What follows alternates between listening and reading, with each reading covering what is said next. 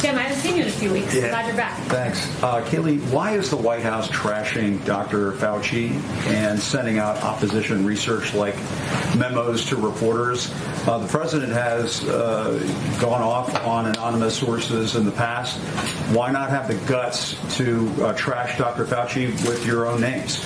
So President Trump, I'll refer you back, there's no opposition research being dumped to reporters. We were asked a very specific question by the Washington Post, and that question was President Trump noted that Dr. Fauci had made some mistakes, and we provided a direct answer to what was a direct question. Has the president made mistakes? He suggested at one point that Americans inject themselves with disinfectants, that sort of thing. Why not send out these notes to reporters about what Dr. Fauci said in the past with your names on it? They were sent out by a White House official. The president has said he doesn't trust anonymous sources, and yet you were sending out these notes to reporters anonymously.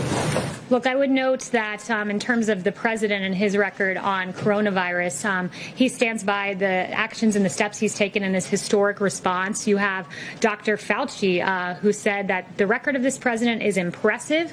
I can't imagine that under any circumstance that anybody could be doing more, and those are the words of Dr. Fauci. We provided a direct response to a direct question, and that's about it. And to the notion that there's opposition research and that there's Fauci versus the president couldn't be further from the truth. Dr. Fauci and the president have always had a very good working relationship. Just a separate subject very quickly.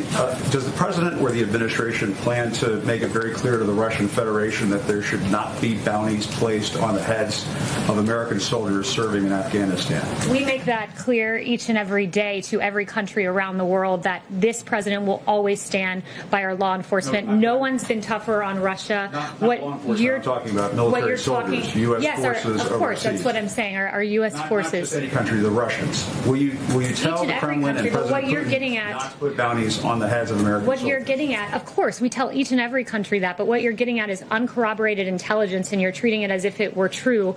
To this day, there are varying views on the Russian bounty intelligence. DOD, NSC, and the ODNI all pointing that out. I'm not going to answer a question based on unverified intelligence, but rest assured, every country in this world is put on notice that bounties on the heads of U.S. troops is unacceptable, and this president will stand for U.S. troops at home and abroad. Yes. Thank you, Kayleigh. You mentioned a quote from Dr. Fauci, another quote from him.